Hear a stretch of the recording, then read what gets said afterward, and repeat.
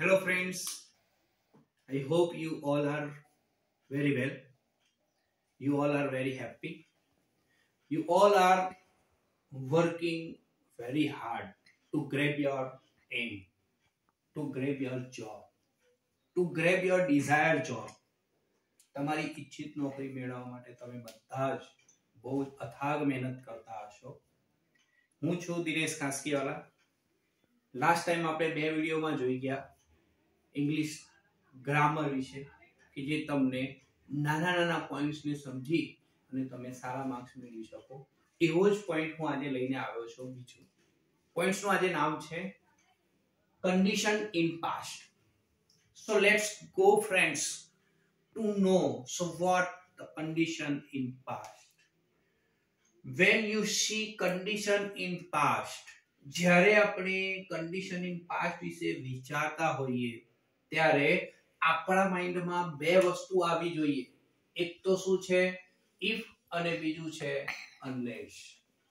એક કયું છે અગેન if અને બીજું છે unless. આ બંને આપણને કોમ્પિટિટિવ એક્ઝામમાં 1 માર્ક્સ લઈ આપશે. એવી કોઈ એક્ઝામ નથી કે જે એક્ઝામમાં condition in past એટલે કે if અને unless વાળી ખાલી જગ્યા અથવા તો કરેક્ટિંગ એરર્સ અથવા તો એના વિશેનો કોઈ ક્વેશ્ચન ના હોય. So let's go ahead my friends to know what is if, what is condition in past. તો આજે આપણે ભણીશું if અને unless માંથી ખાલી if. બરાબર સમજો. જો આટલું તમે સમજી ગયા તો તમારો 1 માર્ક્સ પાકો. અગેન સમજાઈ રહ્યો છું.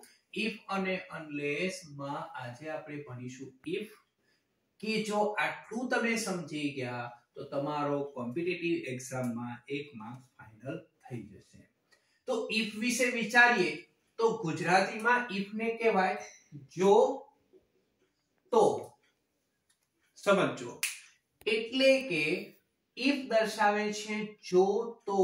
ગુજરાતી મીનિંગ સમજો તો એમાં બે કન્ડિશન થઈ એટલે કે એમાં આપણને બે વાક્યો જોવા મળે કે જેમાં પ્રથમ વાક્ય અને બીજું વાક્ય. કહેવાનો મતલબ સમજો હવે એટલે કે main clause and subordinate close.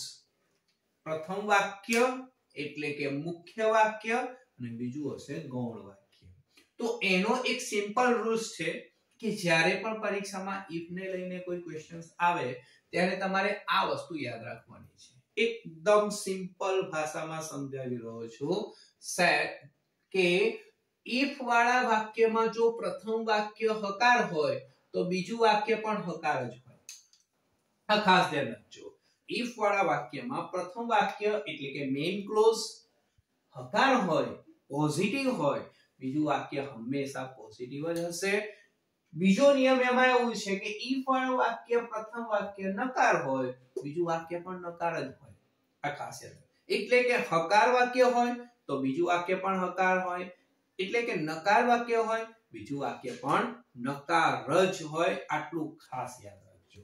અહીંયા આપણી પાસે કેટલાક એક્ઝામ્પલ્સ છે અને એક્ઝામ્પલમાં તમે જુદા જુદા ટેન્સ ને રિલેટેડ ક્વેશ્ચન્સ જોઈ શકો છો. જુદા જુદા ટેન્સ ને લઈને ક્વેશ્ચન્સ જોઈ શકો છો.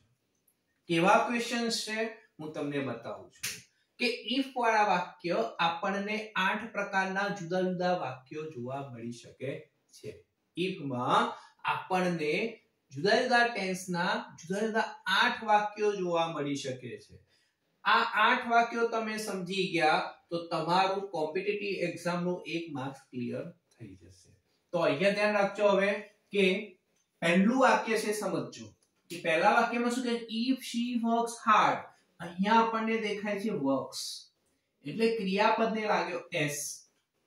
તો તમે જાણો છો કે ક્રિયાપદને s કે es લાગે તો એ શું કહેવાશે સાદો વર્તમાન કાળ. બરાબર.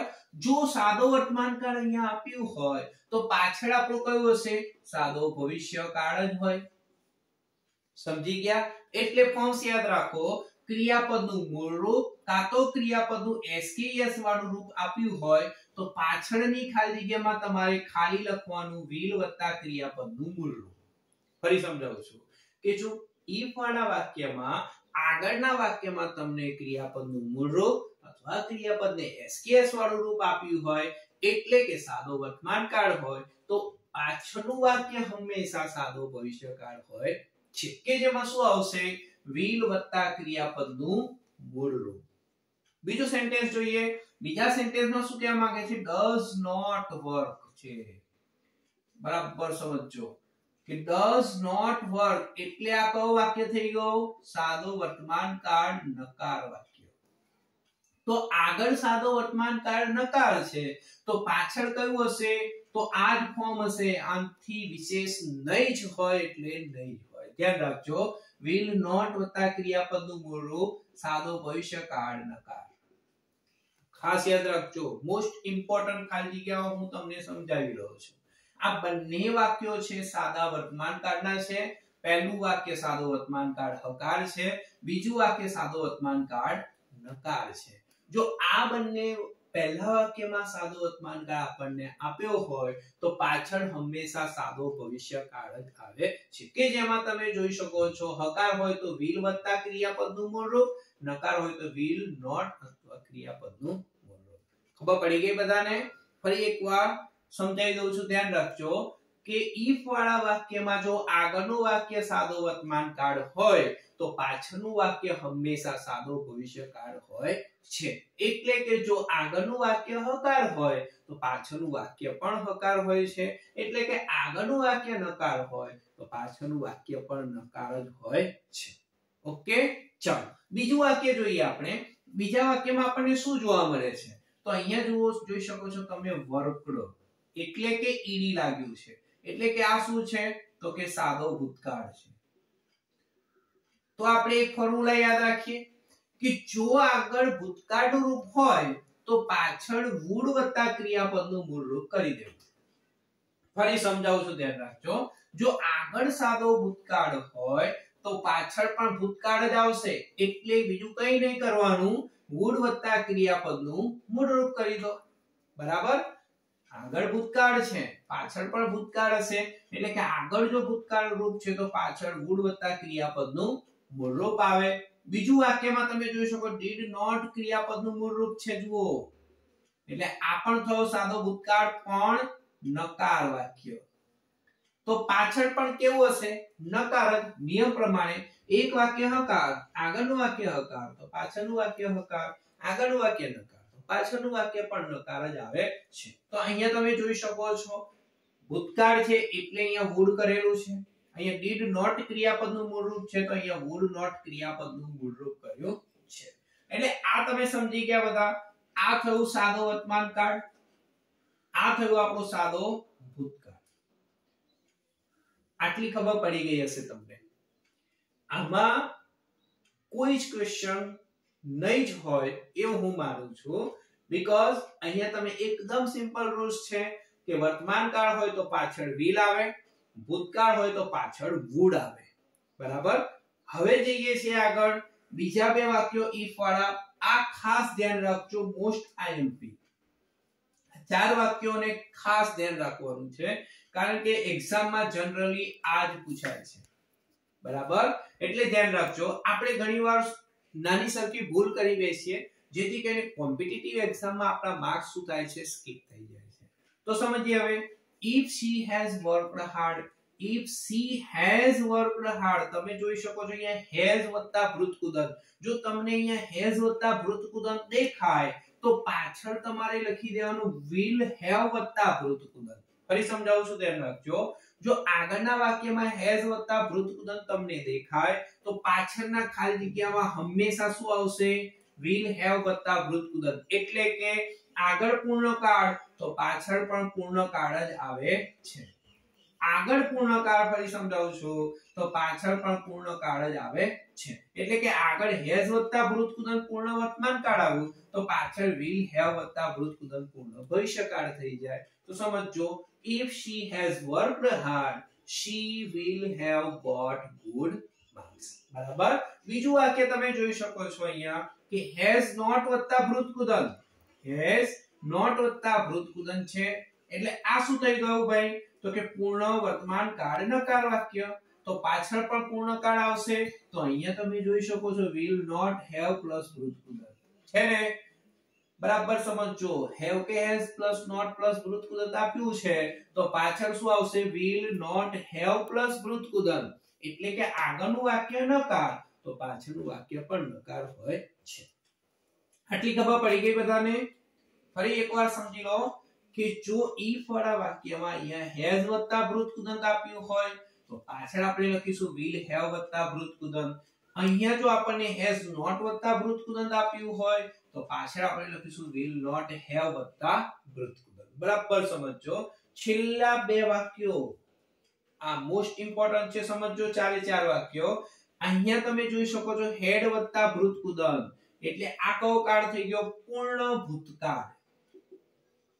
શું કહેવાશે પૂર્ણ ભૂતકાળ જો આગળ પૂર્ણ ભૂતકાળ આપ્યું હોય તો પાછળ બીજું કંઈ જ નહીં કરવાનું આપણે would have વત્તા વૃત્તકુદંત બરાબર એટલે કે will નું શું થઈ જશે would થઈ જશે ફરી સમજાવું છું હેડ વત્તા વૃત્તકુદંત આપ્યું હોય આગળ તો પાછળ આવશે આપણે would have વત્તા વૃત્તકુદંત એ જ રીતે બીજા વાક્યમાં તમે જુઓ હેડ વત્તા નોટ વત્તા વૃત્તકુદંત છે એટલે પૂર્ણ ભૂતકાળ નકાર વાક્ય છે તો એનું પેસિવ if વાળા વાક્યમાં બીજું વાક્ય આવશે તો શું આવશે would not have વત્તા વૃત્તકુદંત સમજી ગયા would not have વત્તા વૃત્તકુદંત બોલો આટલી ખબર પડી ગઈ બધાને ફરીથી સમજાવું છું આ ચાર વાક્યો ખાસ તૈયાર કરવા પૂર્ણ કાળના પૂર્ણ વર્તમાન કાળ હોય તો પાછળ પૂર્ણ ભવિષ્યકાળ સમજવો એટલે કે has વત્તા વૃત્તકુદંત આપ્યું હોય તમને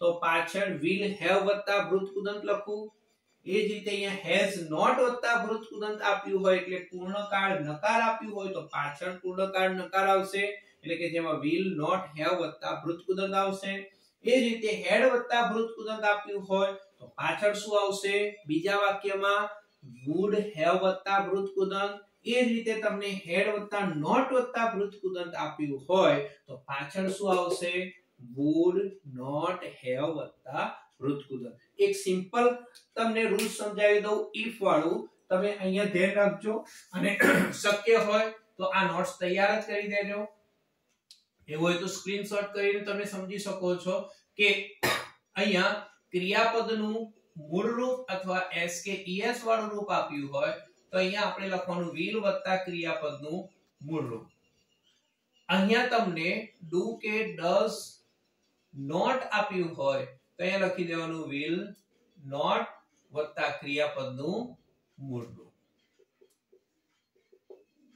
આ થયું વર્તમાન કાળનું બીજું અહીંયા ભૂતકાળ આપ્યું હોય બરાબર તો અહીંયા શું થઈ જશે would વત્તા ક્રિયાપદનું મૂળ રૂપ બરાબર સમજો જો અહીંયા did not વત્તા ક્રિયાપદનું મૂળ રૂપ આપ્યું હોય તો અહીંયા થઈ જશે would not વત્તા ક્રિયાપદનું મૂળ રૂપ આ થઈ ગયું ભૂતકાળ ચલો પૂર્ણ વર્તમાન કાળની વાત કરીએ તો શું આપ્યું હશે તો કે have કે has વત્તા વૃત્તકુદંત આપ્યું હોય પાસ્ટ પાર્ટિસિપલ આપ્યું હોય તો અહીંયા શું થઈ જશે will have વત્તા વૃત્તકુદંત અહીંયા જો have કે has વત્તા not વત્તા વૃત્તકુદંત આપ્યું હોય બરાબર સમજો તો અહીંયા શું આવશે will not have વત્તા વૃત્તકુદંત એ જ રીતે આપણે જોઈ શકીએ છીએ